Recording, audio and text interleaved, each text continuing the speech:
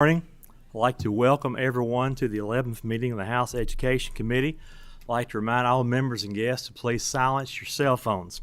I want to advise guests that additional testimony is available at the chair's discretion based on time restraints and information already presented. And I want to always remind everybody that no signs are permitted in the committee rooms. Any members have any introductions this morning? If not, Mariah, please call the roll. Representative Ballman. Present. Representative Bojanowski. I'm here. Representative Brown. Representative Emily Callaway. Present. Representative Josh Callaway. Present. Representative Decker. Present. Representative Doan. Present. Representative Jackson. Present. Representative Lewis. Representative Massaroni. Present. Representative McCool. Representative Rayburn. Here. Representative Rawlings. Present. Representative Raymond. Representative Riley. Here. Representative Timoney. Here. Representative Wilner. I'm here.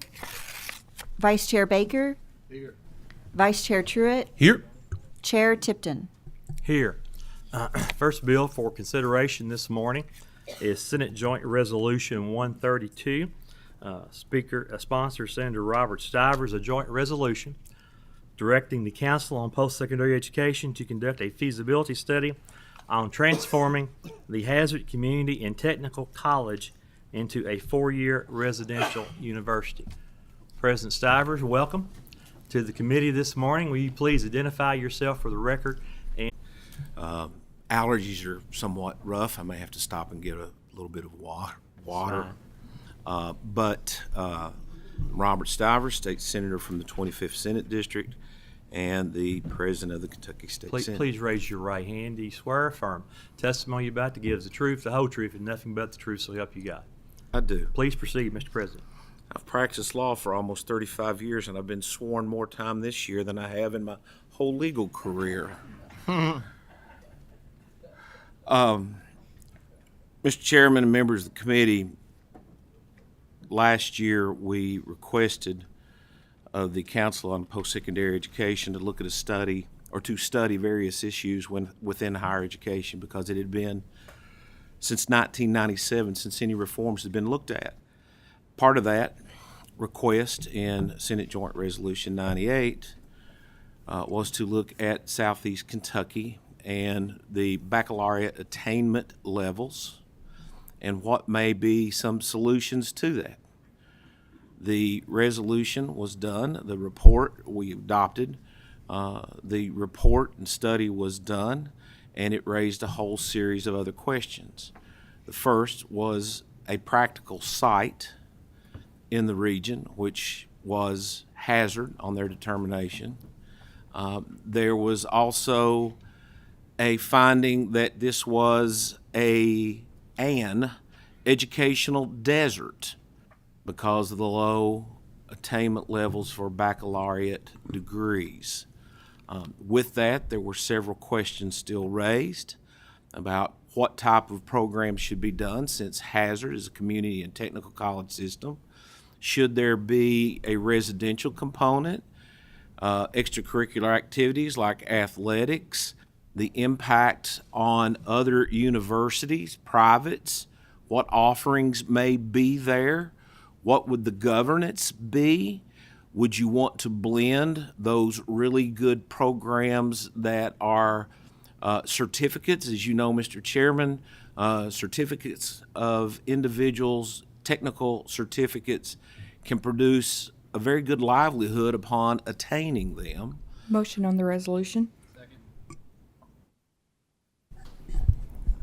We have a motion and a second on Senate Joint Resolution 179. Any members have any questions? If not, Mariah, call the roll. Representative Baker. Yes. Representative Ballman. Yes. Representative Bojanowski. Yes. Representative Brown. Representative Emily Callaway. Yes. Representative Josh Callaway. Yes. Representative Decker. Yes. Representative Doan. Yes. Representative Jackson. Yes, ma'am. Representative Lewis. Representative Massaroni. Yes. Representative McCool. Representative Rayburn. Yes. Representative Rawlings. Yes. Representative Raymond. Representative Riley. Representative Timoney. Yes. Representative Truitt. Yes.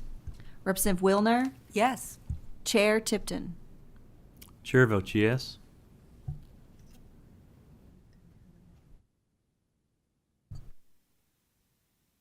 With 17 yes votes, 0 no votes, and 0 pass votes, Senate Joint Resolution 132 passes with favorable expression. The same shall pass on the House floor. Mr. President, while you're there, why don't we do Senate Joint Resolution 179, a joint resolution directing the Kentucky Community and Technical College System to determine and report findings and actions to improve and advance the existing system. Please proceed. Again, thank you, Mr. Chairman and members of the committee. This is an outgrowth of Senate Joint Resolution 98, which again looked at the overall system, which was basically created in 1997, my first year here, in the extraordinary session of the spring of 1997. If you want to see a long special session, go back and look at the review of that. It was 6 weeks, I believe. Kind of an amazing thing with great political theater, because most people will remember of my age, which we've come up with the term that I eclipse some people's service around here that some of your members have given me, that I eclipse their service. I guess that's another saying for being old. But the community and technical college system was created that time, basically removing the community colleges out from under the umbrella of the University of Kentucky. Motion on the resolution. There is a committee sub. We have a motion on sub. Is there a Second. second? I will explain the sub. There is one date change. There's a reporting date change from December 1st to December 10th for KCTCS to report back to the LRC. The reason for that is their board is meeting the first week of December, and they asked the opportunity to review that. Any questions on the sub? Not all in favor, say aye. Any opposed, no. The sub is adopted. Now, do we have a motion on Senate Joint Resolution 179 as amended by the sub? Motion. Resolution is amended. Have a motion and a second. Anybody have any questions or comments? If not, Mariah, call the roll. Representative Baker. Representative Ballman. Yes. Representative Bojanowski. Yes. Representative Brown. Representative Emily Callaway. Yes. Representative Josh Callaway. Yes. Representative Decker. Yes. Representative Doan. Yes, ma'am. Representative Jackson. Yes, ma'am. Representative Lewis. Representative Massaroni. Yes. Representative McCool. Representative Rayburn. Yes. Representative Rawlings. Yes. Representative Raymond. Yes. Representative Riley. Representative Timoney. Yes. Representative Truitt. Yes. Representative Wilner. Yes. Chair Tipton. Chair votes yes. Senate Joint Resolution 179 is amended by the committee sub, having received 17 yes votes, 0 no votes, and 0 pass votes, passes with favorable expression. The same should pass on the House floor. Thank you, President Stivers. Thank you, Mr. Chairman and members of the committee. I appreciate the brevity, and I have long learned when you're winning, be quiet. Next item we're going to take up is Senate Joint Resolution 170. Senator David Givens, a joint resolution directing the Council on Post-Secondary Education to conduct a feasibility study on expanding post-baccalaureate program offerings at comprehensive universities. Senator Givens, if you'll please identify yourself for the record, then I will swear you in. Chair Tipton and members of the House Education Committee, I am State Senator David Givens, the 9th Senate District, and honored to appear before you with regard to Senate Joint Resolution 170. Please raise your right hand. Do you swear or affirm the testimony you're about to give is the truth, the whole truth, and nothing but the truth, so help you God? I do. Please proceed. Again, Chair Tipton, thank you for the opportunity to present Joint Resolution 170 for your consideration. When we think about our post-secondary education landscape, we typically divide the publicly funded institutions into the research space and the comprehensive space. In the course of this session, we had some legislation up in Senate Education Committee where when we arrived, we realized that 3 pieces of legislation were all seeking to amend KRS 164.295. That's a statutory construct that says we limit the amount of final terminal degrees that our comprehensives can offer. And that's a statutory limitation because our goal initially years ago was for those comprehensives to focus on baccalaureate degree production, undergraduate degree production. Now, over the course of time, things change, and we're now in a space where we need comprehensives doing this work, but we don't need the Wild Wild West. So we decided, after some consultation with different entities, that it might be nice for us to put together some study, a very short time limited study, specifically on the pieces of legislation that came before us, but all the comprehensives, with CPE being not, as some states have, a controlling board, but CPE playing the role they play in Kentucky, which is a coordinating body. And so you have before you a piece of legislation that charges CPE to meet with the presidents of each comprehensive university to identify what sort of economic and workforce needs that could be addressed through a post-baccalaureate initiative. If a comprehensive wants to start Motion on the offering... sub, Mr. Chairman. We have a motion on the committee sub. Is there a second? Have a second on the committee sub. The committee sub, I think, primarily specifies those three programs and identifies them specifically to be reviewed. I believe that is the gist of the committee sub. The programs would be the vet school at Murray, the medical school at the medical degree at Eastern, and the 5 doctoral programs, the possibility of Western becoming an R2. Representative Bojanowski, do you have a question on the sub? Okay. Any other questions on the committee sub? All those in favor say aye. Any opposed, no. Committee sub's adopted. Senator Givens, you may proceed. Chairman, as you indicated, the sub includes those three specifically, but it still stands that the CPE shall contact each institution to meet with them, because once legislation started moving through the process, it became apparent that NKU, KSU, and others, also Moorhead, potentially wanted to offer these sorts of programs. So again, it put CPE in the space to make a recommendation to us before December the 1st, and the constraints, what we expect with regard to information coming back is shown there in sub 5 in section 1. The annual budget, additional revenues, additional cost, anticipated tuition, projected enrollment. We need, as the taxpayers' interests are so invested in the space of funding post-secondary education, specifically when we see comprehensives moving in a new space, this is a piece of legislation to say we really want everyone to achieve all they can, but at the same time we want to protect taxpayers' interests. Motion on the resolution. Have a motion and a second on the Senate Joint Resolution 170 as amended by the committee sub. Are there any members who have questions? Do you have a question, Representative Bojanowski?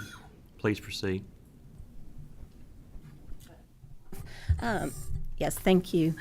So my only question, and I was thinking about asking it to President Stivers, is does the CPE have capacity? And we've got 3 kind of big studies here, and I know this isn't the only thing that we've added to CPE's purview, but do they have the capacity to engage in not only this, but multiple studies? I'm not sure, I'm just asking. Great question, and thank you for the question. If you look in my copy of the sub at the top of page 2, we're charging CPE to contract with an outside entity to conduct this studies. This, in my mind, a series of studies, but the studies will be contracted with an outside entity. And in the Senate budget, we parked $1 million to CPE of general fund money to fund this. So I feel confident they'll have the capacity. Thank you for the question. I do have a question, Senator Givens. Sure. As my understanding, the goal of this is to identify doctoral programs that align with our workforce needs in the Commonwealth. Could you comment on that?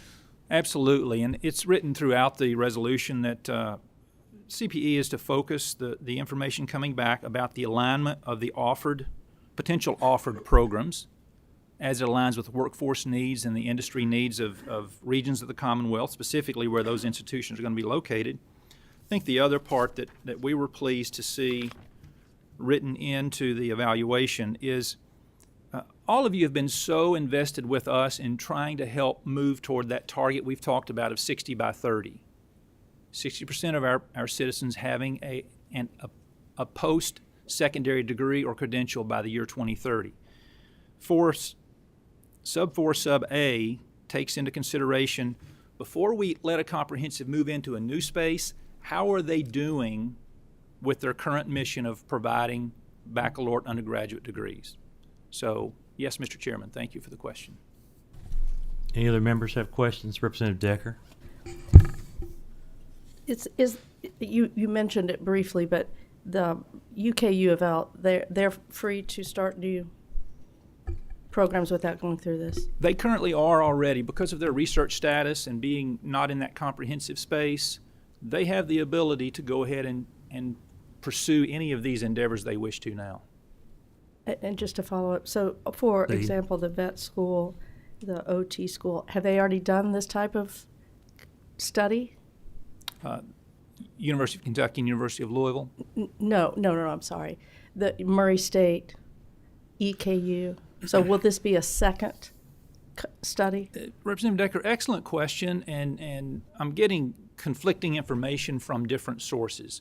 I do know that Murray has done a study that they have funded. I don't know if that study qualifies as the study they have to do for the process of going through accreditation. The accreditation process for a vet school requires a unique sort of study. So I don't know if that study qualifies for their accreditation study or not. I have heard in speaking with the EKU president that they have not done their study yet. They were preparing to issue an RFP for about $150,000, and there's some positive energy around them being able to use this study in lieu of that $150,000 study.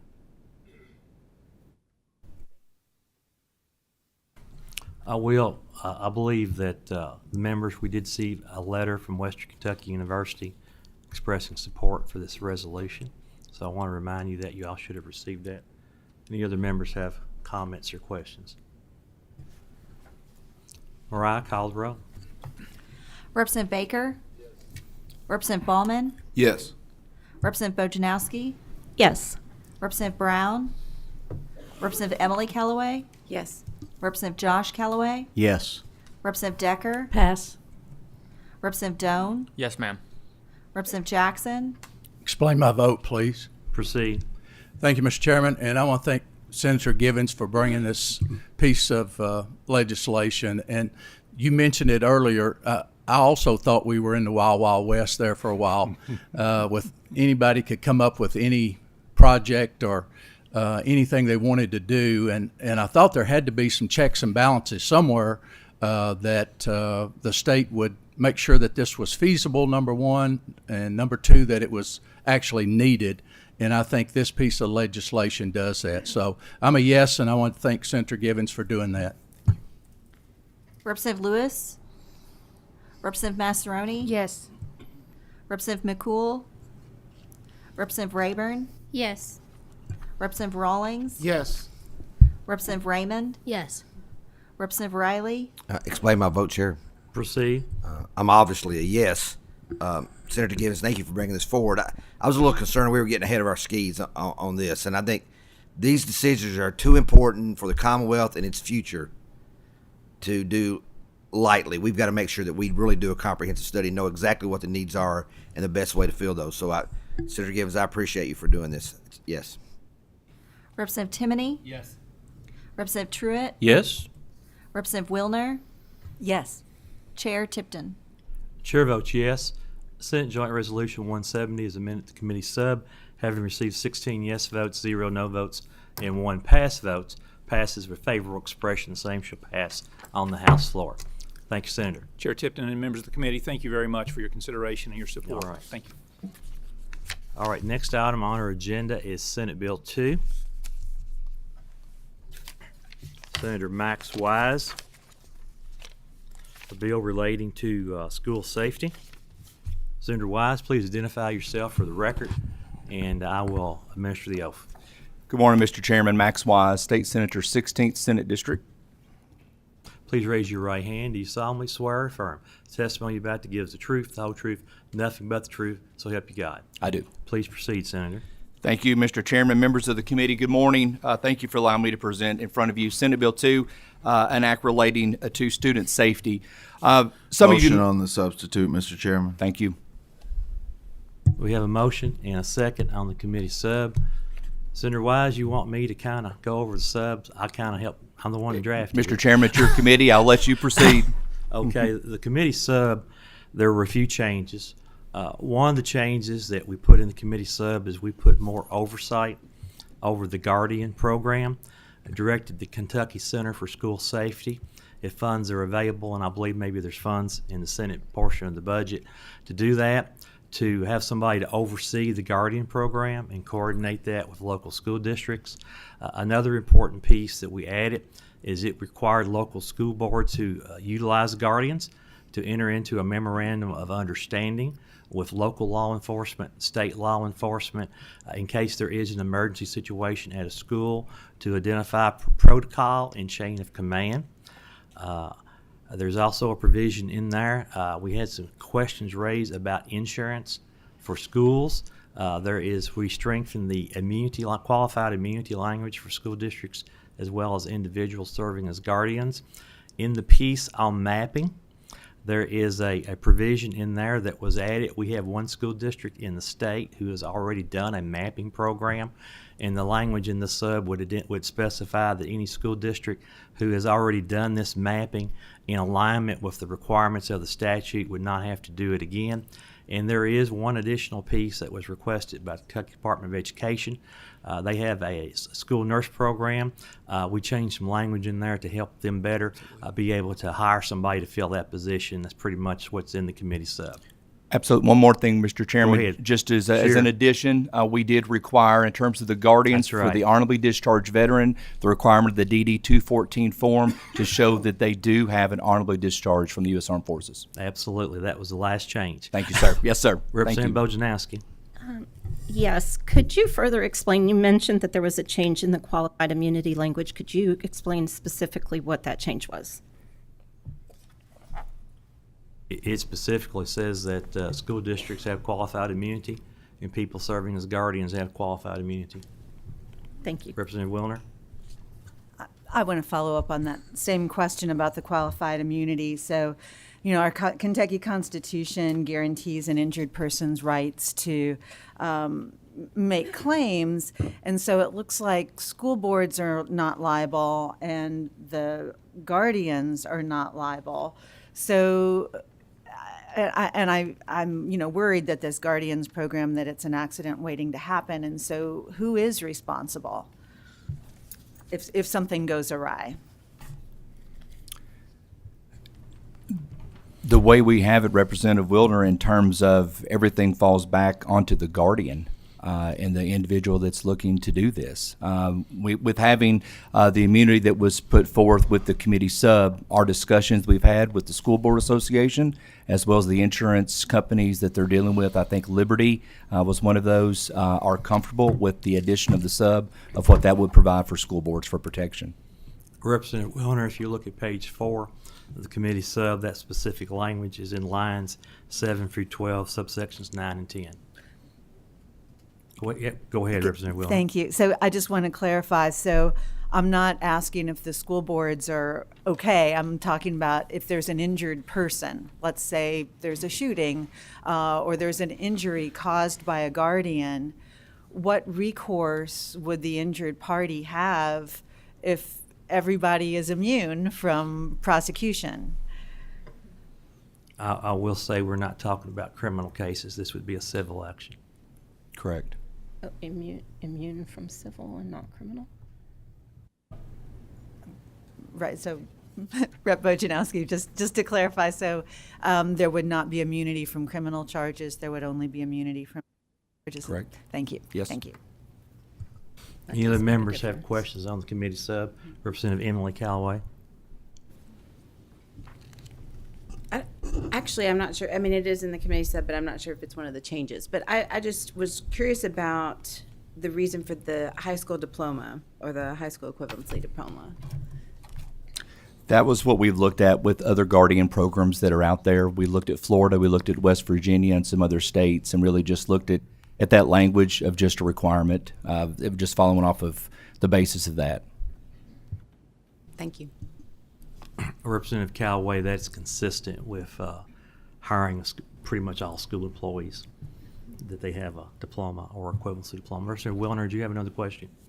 I do, and it's about the nursing requirements, so just the last two paragraphs. And I know that you said, Chair Tipton, that this is to make it easier to hire someone, but I'm concerned, especially with the shortage of healthcare providers in the state, that the person hired to oversee the entire physical and mental health program for our school district as part of the safety plan could be someone with just a bachelor's degree.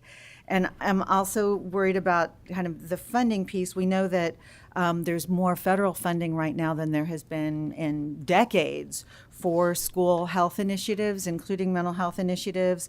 And in fact, CMS in Kentucky is part of a learning collaborative and just received a big grant from the Annie E. Casey Foundation. So it seems like we've got the resources more than ever right now, and I'm just concerned about lowering that requirement. I'll comment on that. This was a specific request from the department to me to add into language.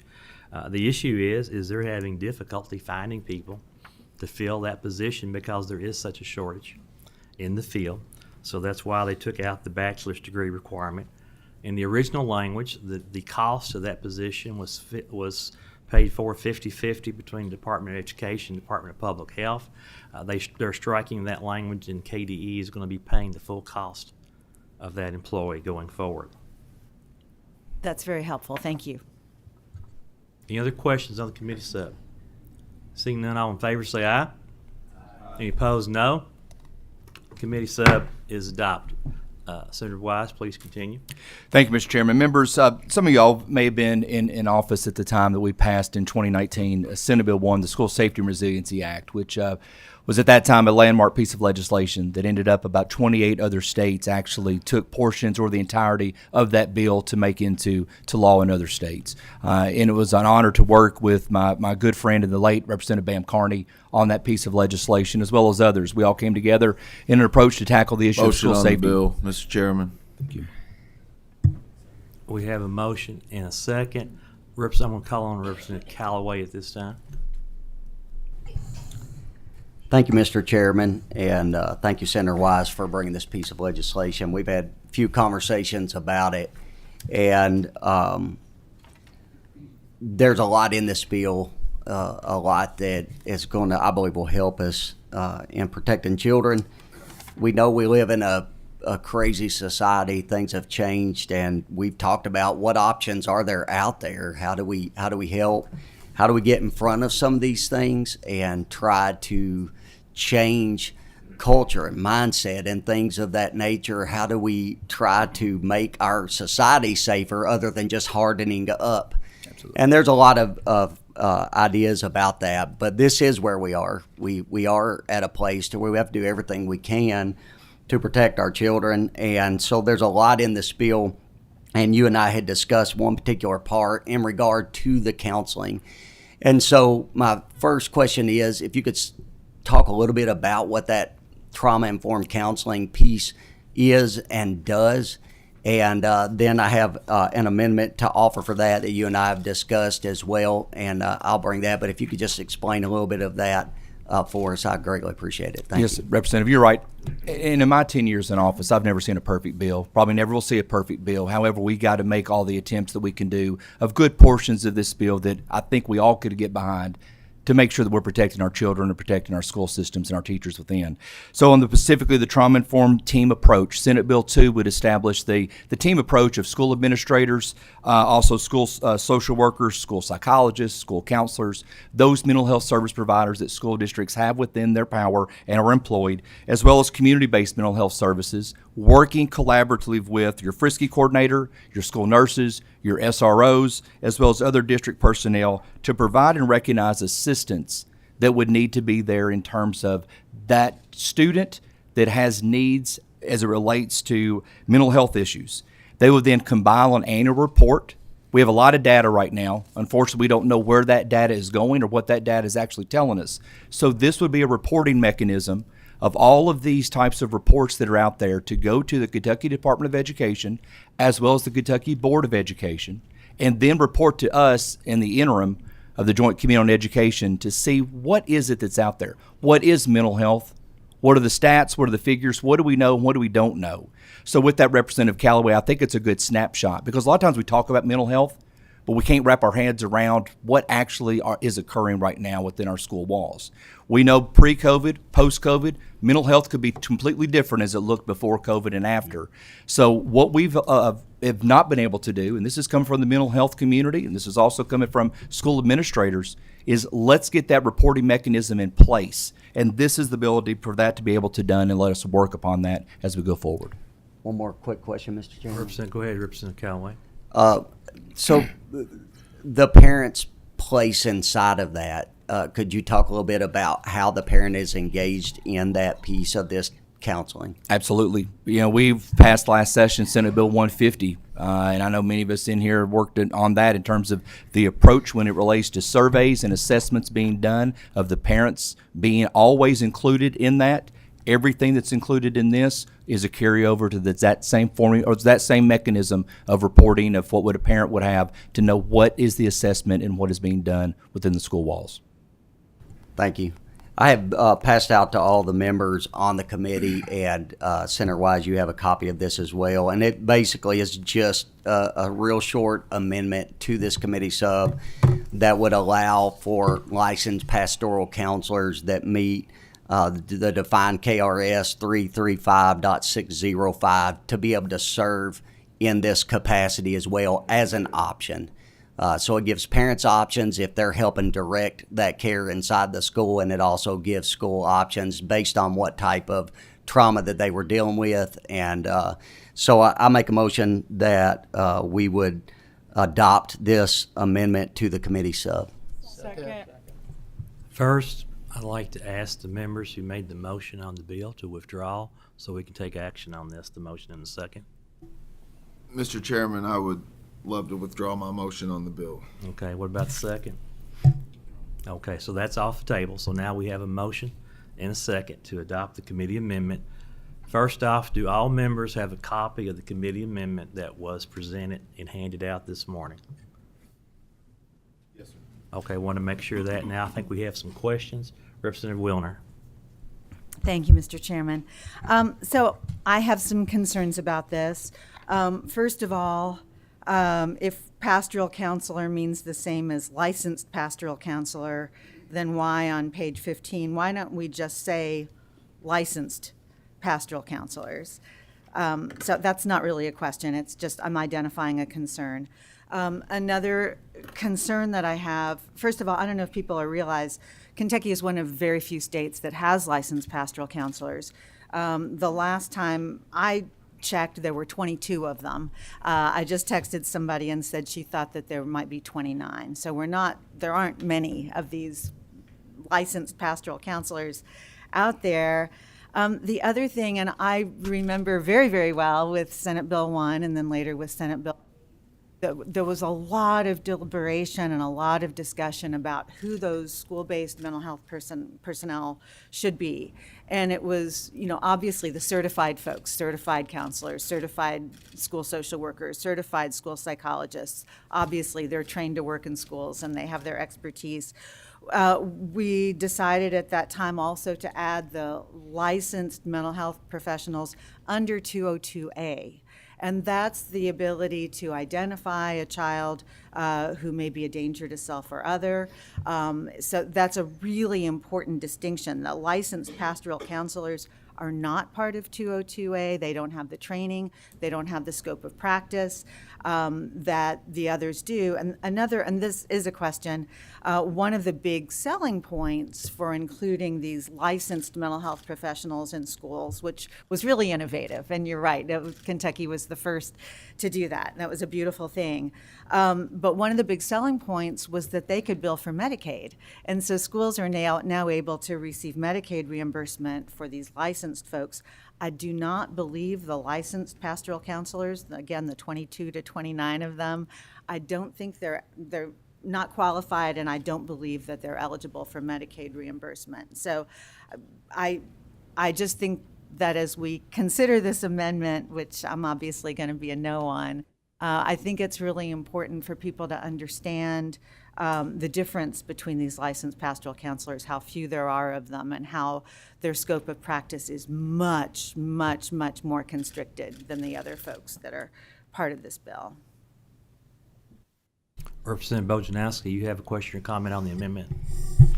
I do. Go ahead. I do find this gravely concerning, gravely. And I have a question for the sponsor of the amendment.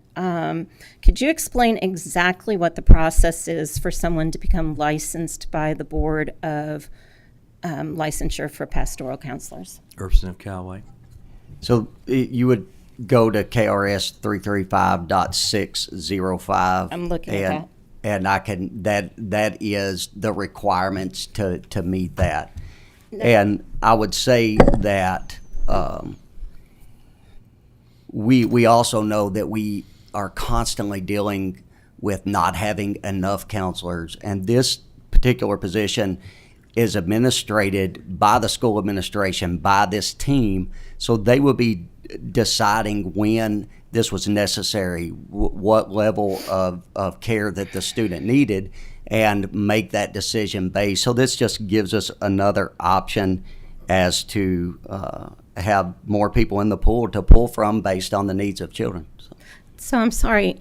Do you have follow-up, Representative Bojanowski? If I may. Go ahead. So I am looking at KRS 335.600, and it just simply says it does not explain the process to become licensed. Do you just have to take an assessment and you become licensed? Do you have to have specific education to become licensed? Do you have to have education in working with children in a non-religious school setting to become licensed? What are the requirements? It lays out in there the Go ahead, education. Representative Callaway. Everybody please let the chair direct comments. Go ahead, Representative Callaway.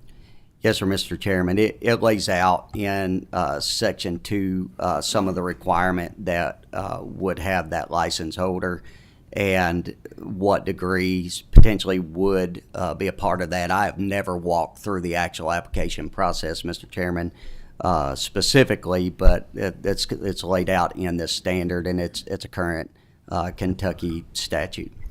May I ask one more question, please? Proceed. Are pastoral counselors trained in trauma-informed care? Representative Callaway. They are trained in all types of care through the requirements that they have to have in order to get that certification. May I speak on the amendment? Go ahead. So this is very concerning, and I like to be incredibly prepared when I come in. I read the bill, I read the sub, I listened to the Senate debate on this bill on my way here. I listened to the Senate Education last night, and I'm just trying to wrap my head around how impactful this might be in our schools, and how much more discussion that we would need to have on a change like this, to not just come up as an amendment to a bill partially by people who are concerned about trauma-informed care in general. I'm a teacher. I teach special education. I have trauma-informed education training. And what that means to me is that I think of reasons that might explain a student's behavior, and that behavior may not be a factor of what happened here sitting next to me, Rep. Wilner, but something that happened to her in her past, like maybe what my hairspray smells like, could trigger trauma in her, and she could react in a very negative way. I just want to emphasize that this is not a minor change, and I'm not very pleased that I don't understand the process to become. I understand the process to become a pastoral counselor. I can read this statute. I don't understand what the requirement is to become licensed. And if we only have 22 or 29, and all it takes is taking a test, are we going to have 300? This is just a very major concern to me. Thank you. Representative Jackson. Thank you, Mr. Chairman. If I could, one question for the sub-sponsor and one for the bill sponsor. Representative Callaway, is this am I understanding this person would just be one member of that team or committee, and also that the school system could opt in or out on this situation? Representative Callaway. That is correct. Thank you. I guess for Senator Wise, I would just like to know your thoughts and comments on this committee sub. On the committee sub, I've no problems, no qualms whatsoever. And also on the floor amendment, I think we live in a day and time, once again, when we've got young people that need assistance and help. And I think the more offerings we can provide, and I think is just as you mentioned there, with the option of opting in and schools making a decision on that, I have no issues whatsoever of what we're looking to do. And let me also add, with the bill, it also, the compiling that data, we'll be able to know in terms of how much Medicaid was pulled down. We need to know those numbers. Let's know the numbers of how many counselors we have, mental health professionals, how many pastors and others. This bill can also help towards finding that data and getting us that information as well. Thank you, Mr. Chairman. And next, Representative Raymond. Thank you. I mean, every day here we're relying on the expertise of our colleagues and of our advocates, and there's teachers on this panel. There's no school counselors on this panel.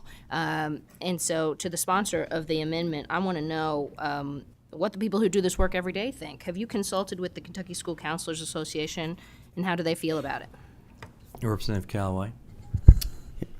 Yes, I've had multiple conversations with a lot of different people in this realm, from superintendents to principals and people that are engaged in these teams. And overall, it's been a positive response. Mr. Chairman? Yes, go ahead. I wonder if there's anyone in this room who represents the interests of the Kentucky School Counselors Association who may speak to this amendment. I see one hand up back there.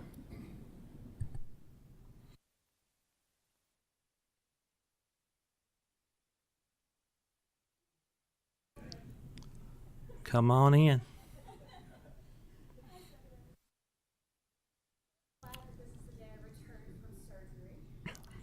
Please identify yourself for the record, and I'll administer the oath. Good morning. I'm Abby Piper. I'm a lobbyist. I represent the Kentucky School Counselors Association. This is the day I have returned from surgery, so wow, what fun. Please raise your right hand.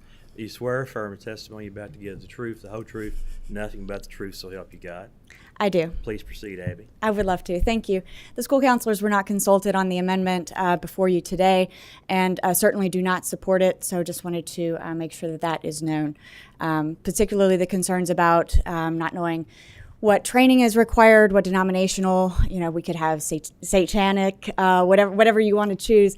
And so obviously just a lot of questions, concerned about the urgency of it and the last minute addition to it, and just strongly urging you to vote no on that. May I also add, Mr. Chairman, the school guidance counselors, though, fully support Senate Bill 2, as well as the committee sub. That is Just correct. think about the entirety of the bill that the school counselors have supported and have been advocating for this entire session, correct? That is correct. Thank you. Okay. Representative Timoney, you have a question on the amendment? Yes, sir, and on the original bill. Go ahead. Thank you, Chairman. Senator, thank you for bringing this forward. I can tell you, as somebody who has been on a trauma-informed care team, that I was elated when I saw that you included that. Trauma-informed care is a critical piece because they're the most intense students that need attention. To the amendment sponsor, why is this piece necessary? Because, as I stated, I've served on a trauma-informed care team for 6 years that was very successful, and I didn't necessarily see the need to change that lineup. Why do you see that as necessary? Representative Callaway.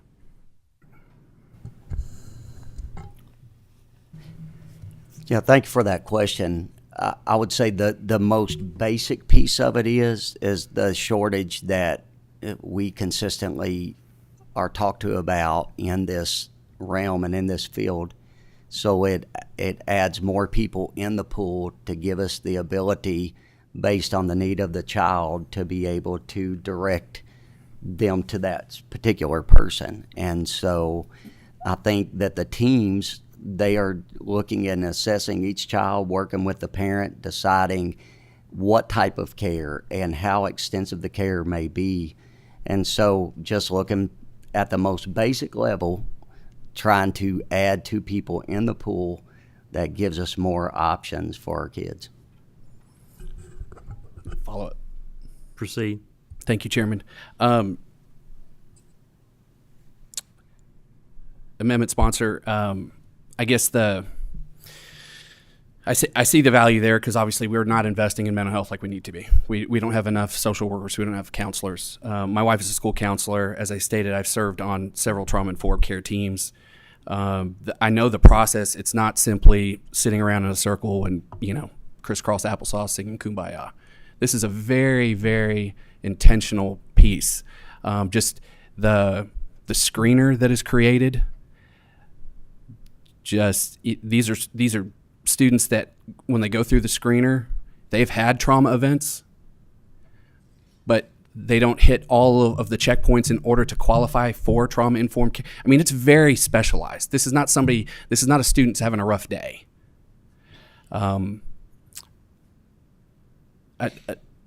have to ask, is there an opportunity for pastoral counselors to refuse service if they conscientiously object to the issue of the student that is needing trauma-informed care?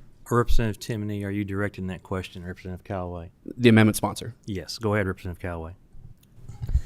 So that piece is actually not tied into this, so it's not actually brought about in the bill or in the amendment.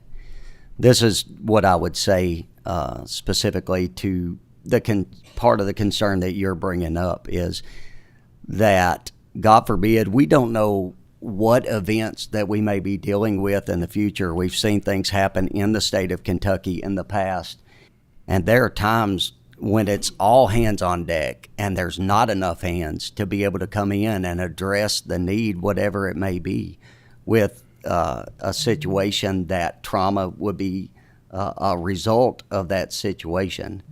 And so again, this goes back to the team to be able to help decide what does this child need and what particular issue are they dealing with, and not just who is a person, but who is the right person to be able to help them with this particular need. And so it just gives them another option for that. Last follow-up and I'll finish. Go ahead. There are a couple of concerns here for me overall. I like the bill. I support the bill as amended by the committee sub. My concern is I need to get my head around what this exactly is going to look like and the potential for we're seeing over and over again different situations here in Frankfort where we're allowing people to opt out of providing services that are critical for people based on them not feeling conscientiously objecting to it, or they vehemently agree or disagree based on values. And I think that that's something that we've got to iron out in here. It's got to be in here. And if that piece is not in here, then this is a Pandora's box that I think we don't need to go near. So my suggestion would be one of two things: that we either table the amendment and address it after we've had a lot of thought behind it, because this is something that I would have wanted to see earlier, so I could figure out exactly what this is going to look like. Because I'm the type of person who I'm an eternal optimist, but at the same time, you plan for the worst. You always plan for the worst. I know my school system does not pay me to blow sunshine. It pays me to find problems and to fix them before they arise and to keep people safe. So my suggestion would be to table this amendment, or we at least address this moving forward. My suggestion would be we pass the bill as amended by the committee sub in its original form and go from there, because there are a lot of issues with this that we've got to iron out. And the last part that's kind of frustrating for me personally is earlier in the session we saw a Senate bill that did address trauma-informed care and the removal thereof. And I asked members of this committee directly, what is the issue with trauma-informed care? Like, what is the boogeyman there? Because I saw the benefits. Well, I don't know, is what was told to me. Well, if we don't know, then we don't need to change systems that are already in place and working.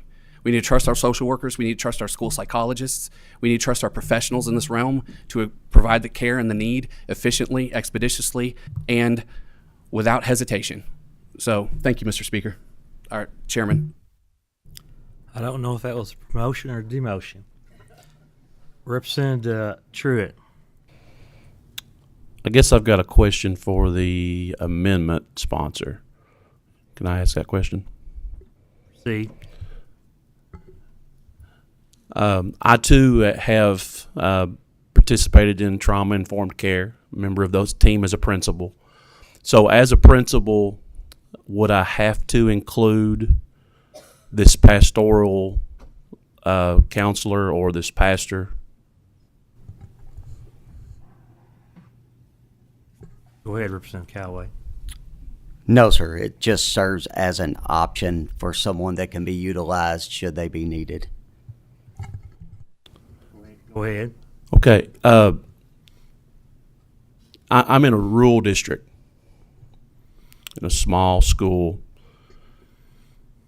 I can see benefit in having the opportunity of including a pastor in certain instances.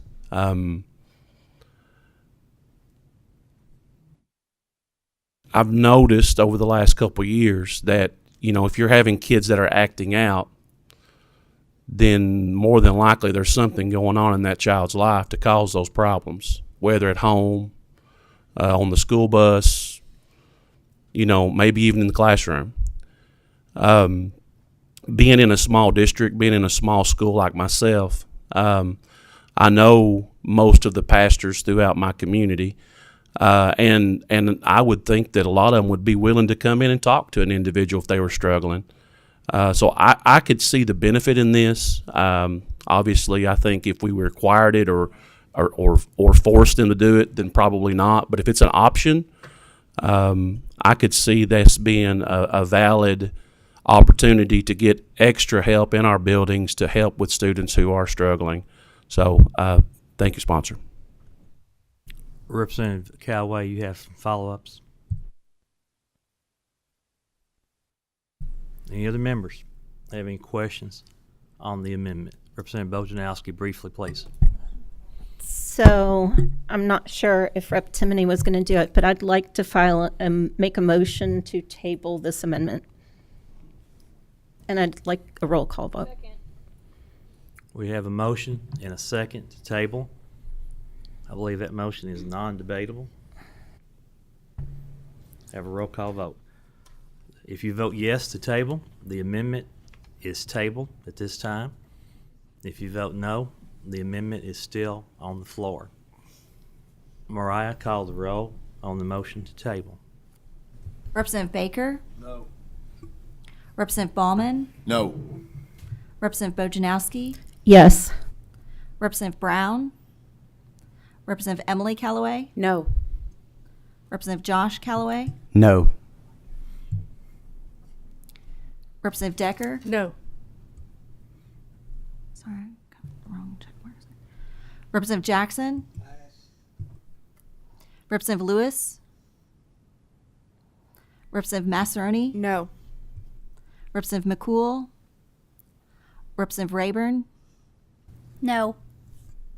Representative Rawlings? No. Representative Raymond? Yes. Representative Riley? Representative Timoney? Yes. Representative Truitt? No. Representative Wilner? Yes. Chair Tipton? The chair votes no. Representative Doan, please record your vote. No. Okay. The motion to table the amendment, having received 4 yes votes, 11 no votes, and 2 pass votes, fails.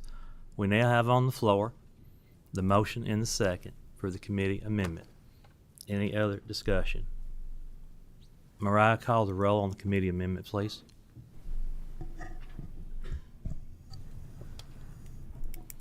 Representative Baker? Yes. Representative Ballman? Yes. Representative Bojanowski? Briefly explain my vote. Proceed. This is very concerning. We have and almost some people would consider extreme amendment, and without any prep time and without having all of our questions answered, we're having a vote on it. So I'm a very strong no. Representative Brown? Representative Emily Callaway? Speak on my vote. Go ahead. Thank you for working with us, Senator, on this. Very specifically, thank you for reaching out and getting our feedback. Thank you to the amendment sponsor. I really appreciate this and an opportunity to keep our kids safe and to get to some of the root of our issues and concerns for our kiddos. So I am a very strong yes. Representative Decker? Yes. Representative Doan? Yes. Representative Jackson? Representative Lewis? Representative Massaroni? Yes. Representative Josh Callaway? Yes. Representative McCool? Representative Rayburn? Yes. Representative Rawlings? Yes. Representative Raymond? No, because school is school and church is church, and there's. Representative Riley? May I explain my vote? Proceed. First of all, I'm concerned because this has dropped on me this morning, and I had no idea that this was going to happen. And so this is a pretty important part of this bill. My father is a Baptist minister, and he would be really good at this. I've met some ministers, I'm not sure they'd be good at this. And I'm talking out loud. I'm thinking out loud because I hadn't had time to process all of this. So I think it's a really good bill. The sponsor, I think, has done a great job on doing this. I am concerned about this part of it. I think we've got more discussions to be had. And I'm not concerned that I don't think there'll be ministers that'd be really good at this. Some will be excellent at this. But I'm concerned that this got dropped on us real fast without us having a chance to process everything about this. And I need a little more time to process it. I'm going to vote yes to get it out because I think this will kill the bill if we don't vote yes on this.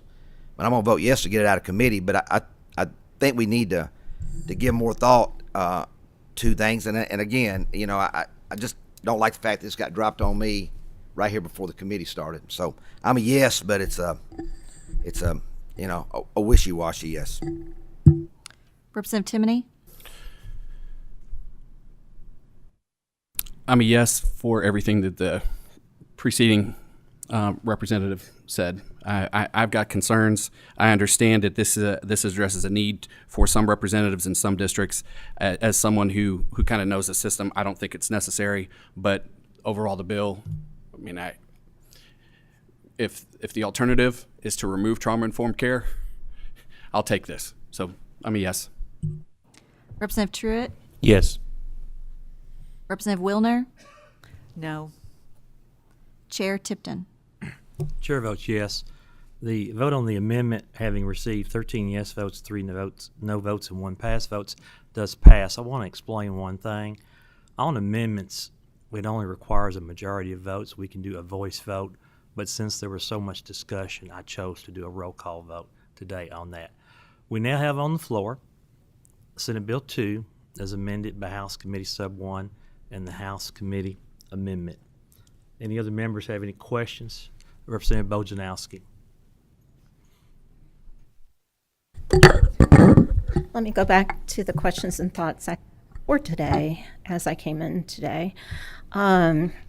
So we have a guardian and we have SROs. Could you explain, because I really don't understand why we need guardians if we have SROs. Could you explain specifically, and the chair kind of started me on this path to understand, what training and time would be necessary to move from being a guardian to an SRO? Well, in terms of going from one to another, not necessarily a guardian has to move on to be an SRO. Correct. The guardian's a stopgap measure right now for those districts. I'm looking at Representative Truitt made a comment earlier. He represents a rural area. He's in the 606. And I would say his district, maybe even go a little bit further east. Let's go into Johnson County. A lot of those school campuses aren't as consolidated and in approximate location of each other. If you have an elementary school that, let's say, by the way the crow flies, is 18 minutes away from that SRO that's at the high school, that elementary does not have coverage. And that school district right now doesn't have the funding to provide an additional SRO. A guardian is a person who is, as the bill states, retired state trooper, retired law enforcement, retired federal law enforcement, honorably discharged veteran who's applying within 5 years of their discharge to their employment as a guardian, that could fill that role at that elementary school because they don't have anyone right now to cover that. I would hope that we all want what's best of the safety of a school district that doesn't have any coverage at all, to allow that guardian to go through a polygraph investigation, mental health evaluation, a full-on background investigation, not to mention over 160 hours of training that would be advanced handgun proficiency, SRO level 1 training, patrol rifle training, and active shooter response training. And once again, every one of those except for the veteran is former POP certified. They were law enforcement. These are volunteers, folks. This is someone who's looking in the community to say, you know what, I'll step up to that plate. I'll do that for that school district right now that doesn't have coverage.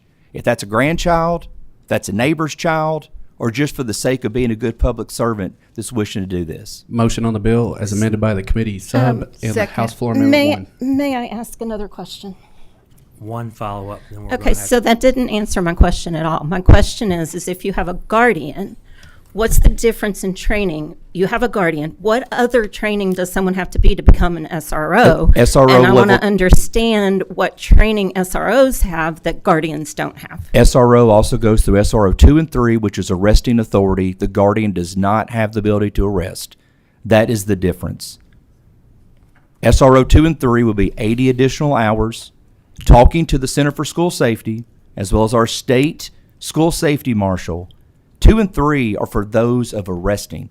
So SRO training 1, real quickly, I know we have the sake of time. We spent some time in here on this.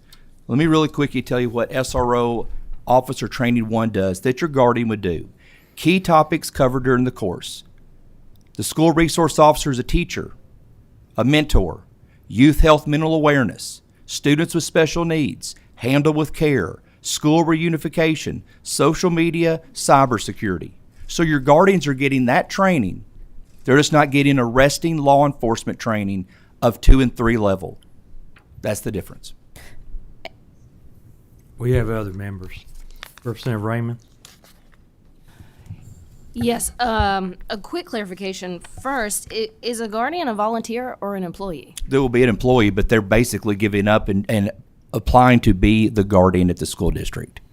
But they would be a paid They would be employee. contracted. It's up to the school board to decide if they wish to pay or not. Once again, there's no stipend in here. And also, let's not forget this. This is permissive language. A school board doesn't have to hire any guardian. They have the option to choose or not to choose one guardian, no guardians. It's a completely local control decision of permissive language to do that or not. Okay, I need to dig into whether actually you can have an unpaid employee. May I ask another question? One brief follow-up, please. Mr. Chairman, this is a critical issue. We're talking about putting guns in strangers in my kid's school, and we need a few more minutes to talk about it. You have permission to ask a question, Representative. I have several left. Next, I'd like to say that teachers get a whole lot of training, right? They get training in their content, but also in youth development. They get student teaching. And this session, this legislature, is reiterating how critical that student teaching component is. Potential guardians are not experts in building rapport with young people, especially across lines of difference, different populations, different lived experiences. If they were, they'd probably be teachers or school counselors, right? Are you open to creating a shadowing program, a sort of student guardian program for these people so they can get in that important piece of it? The bill allows for the Kentucky Center for School Safety to be the oversight of the Guardian program. I think that's a great question for John Akers as they go through. Remember, this doesn't go into effect, if passed, until 25-26. So there will be an ability, if you wish, to reach out to Mr. Akers and see what that actual oversight of the program would look like. May I ask another question? I'll give you latitude on one more, please. I want to ask about the metric of success. I was reading and watching last night about the Guardian program in Florida, which was put in place after the horrible school shooting there. And the metric was really, well, we haven't had another horrible school shooting. And, well, here in Kentucky, we don't have guardians, and we didn't have a school shooting yesterday, and we didn't have one the day before. I don't know how strong of a metric that is. Is it meant to be a deterrent? Because we know that armed officers have not been a deterrent across the country, and they've not prevented or even interrupted school shootings. So what is the metric of success here? I think the metric of success is, once again, for those districts right now that do not have the ability to bring on someone that still could be there. And let's talk about relationships. As you mentioned, I think the one thing is always mentioned by many people who oppose SROs is not looking at the relationship building that can happen within those school walls. I see guardians working directly with SROs. I see them going through, once again, that level 1 training to be able to do that. So many times we focus on, I think from the opposition side, it's always about guns in school, guns in school. These people not being equipped and trained to do so. I also know that probably your school district's not going to approve of guardians. But let's worry about also and think about the other counties in rural Kentucky and others right now that would do anything to have protection and safety of their children that are out there in the Commonwealth. May I ask another question? Yes, then I have a question to ask. You mentioned that when it comes to this shadowing piece, the Center for School Safety is going to be providing oversight. It says in this bill, if funds are available, they may employ a person to provide oversight. So is it important or not to provide oversight? Absolutely. Then why aren't we funding it? Let's see what the budget looks like in the next couple of days, especially as it relates to school safety. You have my commitment to that. Thank you. Senator Wise, one part of Senate Bill 2 that really hasn't been touched on is the mapping provision. I believe that is a vital part. Absolutely. Could you elaborate a little bit on the mapping provision and how it will benefit our first responders in our school districts? Absolutely. So the mapping portion of this is for interoperability. Let's say if something happens within those school walls, Representative Timoney, it would allow your local, county, state, and federal to know exactly within that school building. Maybe we got new construction, maybe it's old construction, of knowing where that location is of a room, where that location is of the gym facility. That is digital as well as a paper copy that will be dispersed to all emergency service providers so they know what is in those school walls if something were to happen. Now, we did change the committee sub, Mr. Chairman.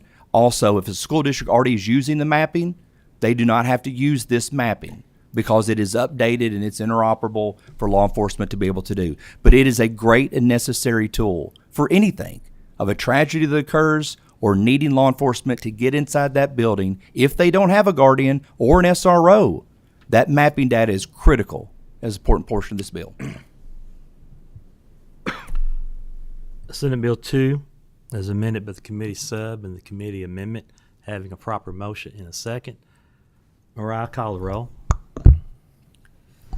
Representative Baker? Yes. Representative Ballman? My apologies. Could you hold up on that? I'm going to apologize. We have 2 citizens who have signed up to speak. We had a lot going on this morning. It just slipped my mind, but we did have 2 citizens who asked to speak. I want to give them an opportunity.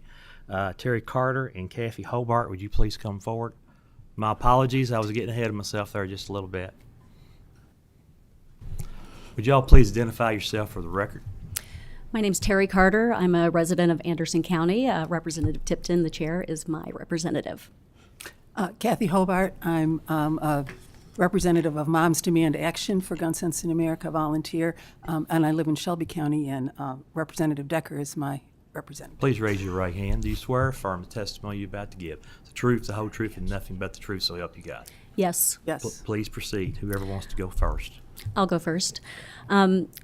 Thank you, Chair Tipton and the members of this committee. I'd also specifically like to thank Senator Wise for meeting with me last week to discuss this bill in detail. I had a lot I was going to say today. You guys have covered a lot of it. But I do want to say that I attended the School Safety Task Force meetings over the summer and into the fall. And I was there when they presented the Guardian program on November 1st. It was Tim Hayes from the Florida Department of Education. I sit in a lot of committee meetings, and when something significant happens, I take notes. I took no notes in the November 1st meeting. And the reason I took no notes was because I thought, as I listened, that this was such a crazy program that they were presenting that we would never consider it. But here we are. There's been a lot of talk about law enforcement and school safety and who's in charge, et cetera. I think all of us should find it incredibly alarming that there is no one speaking in favor of this bill from law enforcement. Where is law enforcement? They were not in the Senate committee when this was voted on. They are not here today. John Akers from School Safety is not here. He did not testify in favor of this bill in the Senate committee, and he is not here today to testify in favor of this bill. So I want to know why all of this is happening at the last minute. It seems like we're throwing things at the wall. You know, just anybody in the school with a gun would be great. Just any counselor in the school would be great. And I just, as a citizen, I have a hard time understanding that, especially since I've spent the last month since this bill was filed. I live in a rural county, and all I've done the last month is talk to people in my county with regard to this bill, and I've had no positive conversation from them. So I'd like to thank you for your time. I think just respectfully, I ask that this be tabled. Thank you, Mr. Chairman and Senator Wise and everyone on the committee for your time today. Yeah, I'm a volunteer with Kentucky Moms Demand Action, and I'm also the mother of 6, the grandmother of 8, and I'm a resident of Shelby County, as I mentioned before. I want to thank Chair Tipton and the rest of you for allowing us to speak today. I became actively involved in the gun violence prevention movement in the wake of the school shootings at Marshall County and Marjorie Stoneman Douglas High School in 2019. I followed the school safety task force that entire summer, and that's where I met some of you, including Senator Wise, and I was very impressed with the care and concern that was taken to when Senate Bill 1 was passed. And my main concern now is that there somehow seems to be this idea that we can ride on the coattails of Senate Bill 1, that we don't have to take the same care and concern in making sure that we are keeping our kids absolutely as safe as they can possibly be. School shootings are exceedingly rare. And as we all know, there has not been a major school shooting in the state of Kentucky since Marshall County, despite the fact that we have had no guardians in our schools. Most schools don't even have an SRO. And the same is true in Florida, that they have not had a major school shooting. It's because those are exceedingly rare. What really happens in schools is that kids are traumatized at home and in their schools. They are traumatized and they need mental health services, they need suicide prevention services, and they need to have a Senate and a House that will protect them against gun violence. And this is my concern, that we are not doing everything that we can to prevent gun violence that traumatizes our children. I think that armed guards in our schools will give many people the illusion of safety, but there is no evidence that they actually provide any safety. And if we really want to keep our kids safe in school, what we need to do is encourage their parents and grandparents and neighbors to lock up their guns. Thank you. Thank you for your testimony. And again, I apologize for getting that. All right, Mariah, if you will, call the roll, please. Representative Baker? Yes. Representative Ballman? Yes. Representative Bojanowski? If I may explain my vote. Briefly. I think about the safety of my students absolutely every day. We keep our classroom doors locked. I'm very intentional when I send someone, I'm a special ed teacher, they go back and forth to their classroom, to the bathroom, multiple drinks of water. I think about how I might escape with them through the back door in my room, through the library, and how we could get outside, even though we're on the first floor before an armed intruder gets to us. I think about different events with gun violence, particularly the event in Sandy Hook, where 14 of the 20 children were killed in a bathroom. Just murdered, cold blood. I really struggled as we added the SRO requirement to our schools. But Marshall Wilcox runs a great program, and he has presented multiple times. He answers every question I have, and I'm just devastated that we will have something that might skew away from that program, might allow us to have people who are paid less money, and districts may decide that because they're paid less money, they might have guardians instead of SROs. And the consequences of someone having less training in our school buildings around our children is just very concerning to me. I'm a no vote. Representative Brown? Representative Emily Callaway? Yes. Representative Josh Callaway? Yes. Representative Decker? Yes. Representative Doan? Yes. Representative Jackson? Yes, ma'am. Representative Lewis? Representative Massaroni? Representative McCool? Representative Rayburn? Yes. Representative Rawlings? Yes. Representative Raymond? I vote no. I'd like to explain. Page 13 on this is a fantastic bill, right? But I fear that kids across Kentucky are really going to need that trauma-informed care after their armed guardian body slams them to the floor. Representative Riley? Representative Timoney? Yes. Representative Truitt? Yes. Representative Wilner? Explain my no vote. Briefly. Thank you. I'm a no, but it's with a very heavy heart. I'm very emotional about voting no on this because there's so much good in it. We've doubled up on the suicide prevention training. That's going to save lives. There's no question. So, I'm happy that piece is going to pass. I think there's just a lot in here that is not fully vetted. In terms of adding the trauma-informed plans to the school and the district plans, having all of that reported, that's stuff that we've been hearing for years has needed to happen, and I'm so grateful to you, Senator Wise, for including that in this piece. I just think as far as the Guardians piece, some of the concerns that have been raised today, the pastoral counselor piece, which was, kind of a shock, I think that there are a lot of concerns here. I don't think it's been fully vetted, like from page 13 on has been, and so I'm very regretfully casting a no vote. Chair Tipton? Chair votes yes. Senate Bill 2 is amended by the committee sub. Committee amendment having received 14 yes votes, 3 no votes, passes or favorable expression. Same should pass on the House floor. Members, at this time, I have no plans to call any other meetings, but be prepared. We never know what might happen. Thank you, Meeting's Mr. adjourned. Chairman, members for the discussion and vote today.